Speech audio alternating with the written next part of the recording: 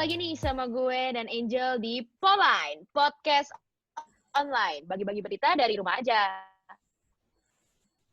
Masa-masa remaja katanya waktunya buat kita lagi mencari jati diri kita.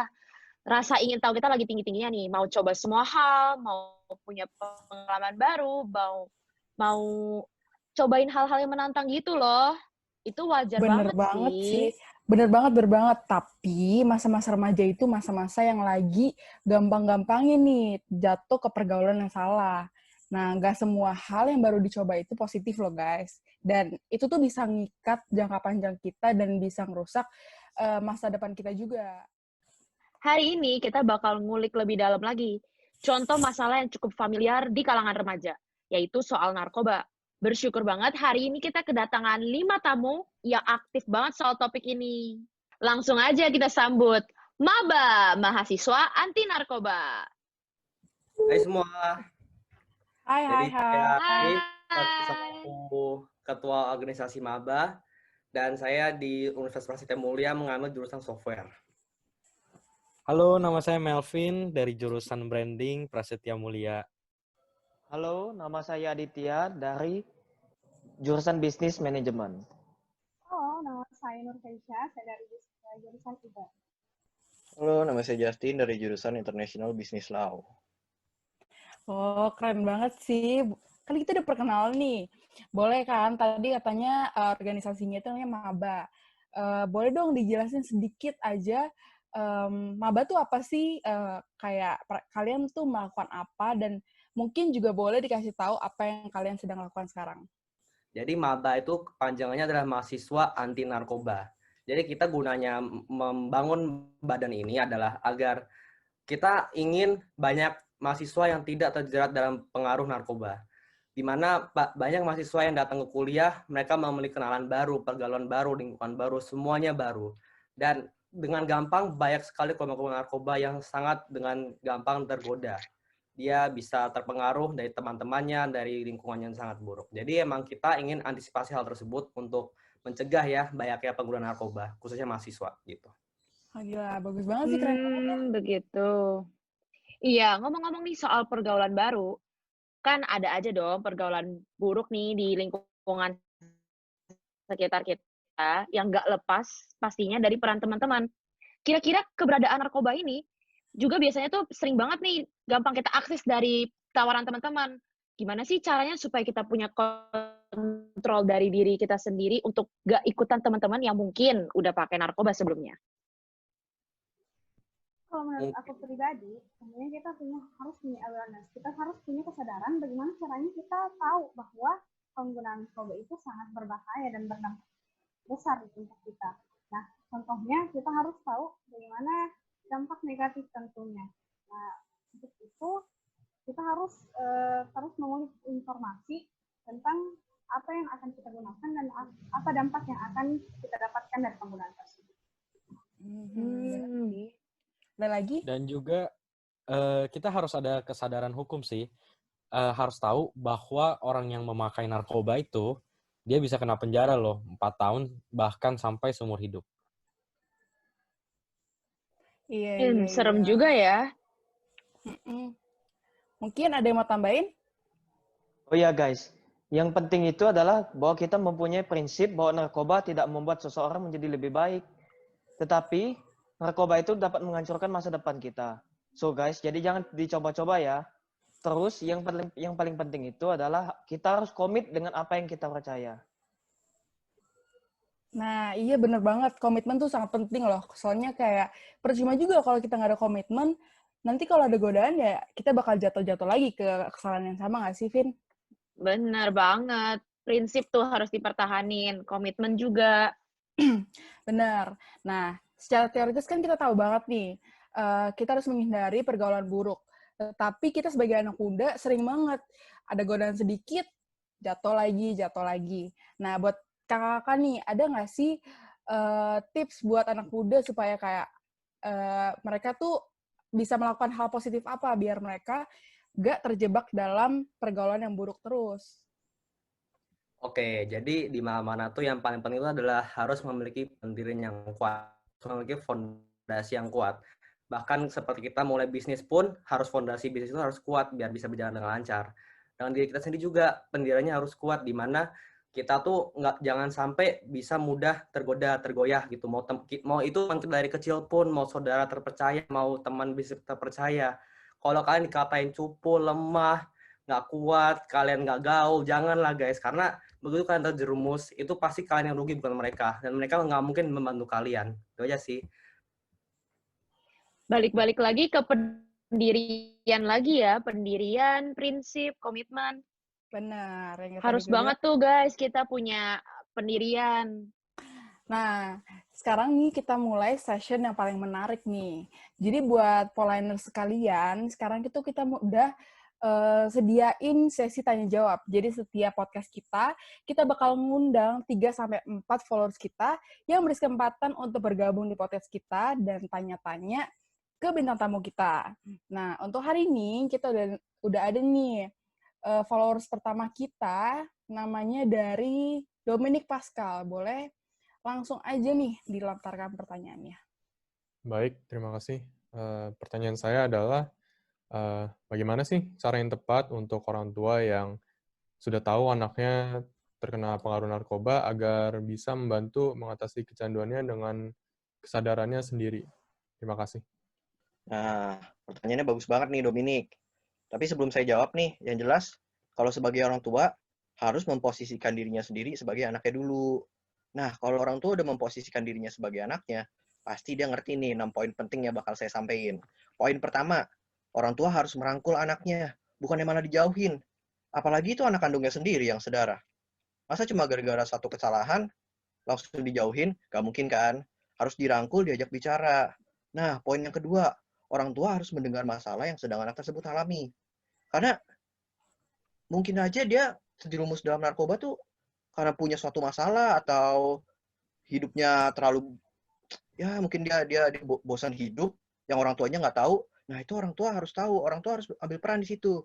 Poin ketiga, kalau orang tua udah tahu masalahnya, orang tua jangan menghakimi.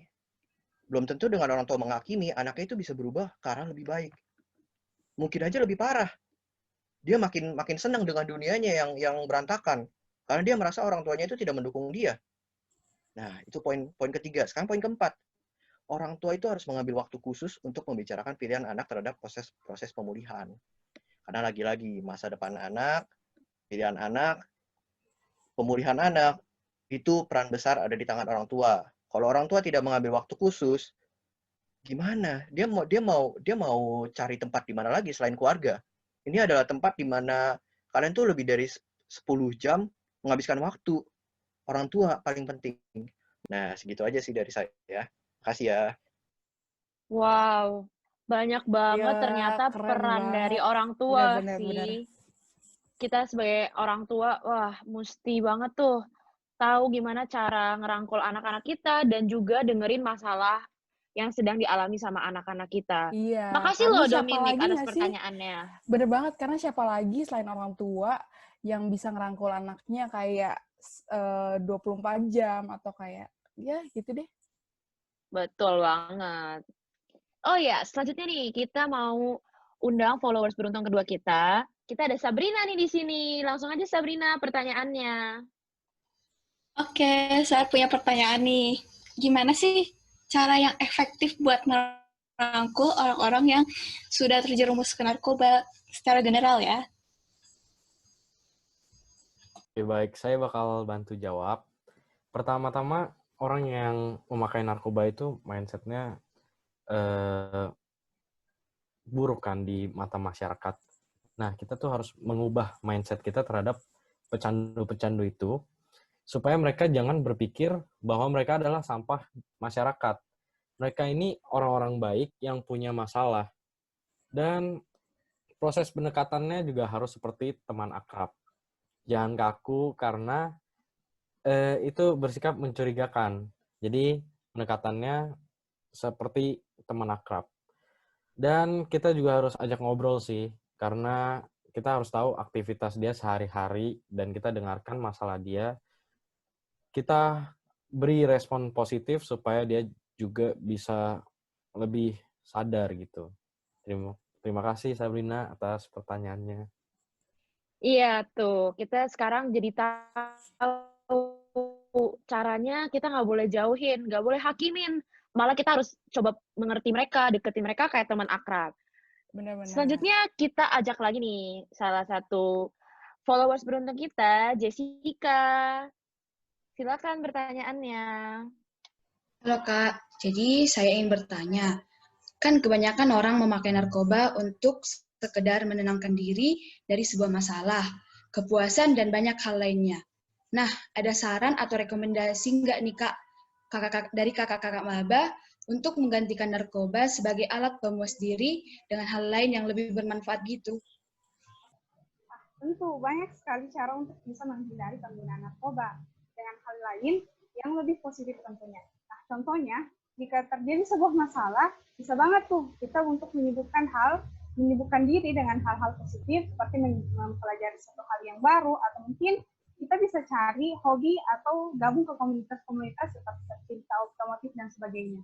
Nah, pokoknya kita itu harus mendorong diri kita untuk bisa berbaur dengan hal-hal yang baru, hal-hal yang positif tentunya, dan dengan cara apapun itu. Nah, untuk itu,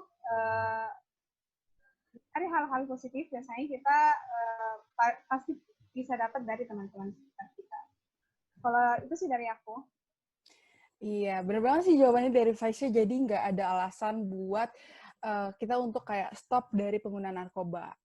Jadi sayang banget sih kita cuma bisa mengundang 3-4 followers kita nih. Jadi kali ini untuk followers terakhir kita, yaitu namanya ada dari Vincent. Boleh aja langsung ditanya pertanyaannya. Halo, saya ada pertanyaan nih. Kadang-kadang kita melihat penggunaan narkoba diawali dari pergaulan. Misalnya dari teman kita yang terjerat narkoba, dan mereka terdapat peer pressure untuk mencoba narkoba. Apa hal yang positif yang kita bisa lakukan untuk mengubah pilihan pergaulan teman kita ini? Oke, baik, akan saya jawab. Yang pertama yaitu lu sebagai teman dia, lu itu berperan penting untuk keselamatan teman lu. Sebisa mungkin lu jadi teman curhatnya. Lu bisa ajak dia ke hal-hal positif seperti yang teman gua Nur Faisa tadi jabarin. Kemudian lu juga bisa ajak berdiskusi, memberitahu bahwa orang-orang di sekitar dia itu memberikan hal yang positif, melainkan sumber hal yang negatif pada dia. Terus kita itu harus jujur terhadap diri sendiri. Kebanyakan pecandu Daniel, kita harus membuat mereka sadar dan jujur akan dirinya sendiri. Bahwa apa yang mereka lakukan itu salah. Itu aja. Iya, banyak banget sih mereka yang menggunakan tuh denial sama diri mereka sendiri. Jadi penting sih untuk mereka buat jujur gitu sama diri mereka sendiri. Pasti gimana ya, malu sih, masih takut dan merasa itu hal yang gimana ya, kayak bisa bikin tertekan, beban gitu lah. Betul. Iya kan? Padahal ya mereka bisa kok mereka dirangkul dan bisa mereka berubah juga gitu. Iya. Nah, juga, tadi kan udah dijawab banget. nih. Udah dijawab nih pertanyaan-pertanyaannya sama kakak-kakak. Jadi prasmulian sekalian nih, kita bisa simpulkan kan bahwa sasaran terbesar pengguna narkoba ini adalah anak muda. Indikasi bahaya narkoba ini bisa membawa dampak yang sangat buruk nih buat anak-anak muda. Nah, makanya kita ingetin lagi nih Prasmulian, tidak ada kata terlambat buat keluar dari pergaulan buruk, apalagi untuk bebas narkoba. Sebelum penutupan, boleh banget nih kita dengar sepatah kata dua saran dari kakak-kakak maba sekalian. Oke, jadi udah jelas lah kalian semua tahu bahaya narkoba, karena kasihan guys, yang kalian masa depannya rusak, juga yang orang yang kalian sayangi, orang yang sayang sama kalian juga rugi, nggak cuma kalian. Jadi intinya ingat harus say no to drugs. Gitu. Bener banget, say no to drugs. Terima kasih loh kakak-kakak maba atas waktunya. Terima kasih. Sama-sama. Akhir kata kita dari Poline mau pamit undur diri. Gue Vidi. Gue Angel. Hindari narkoba, deketin aja deh kating-kating yang berkarisma. Bener Sampai banget. ketemu di Poline selanjutnya. Bye-bye. Bye-bye.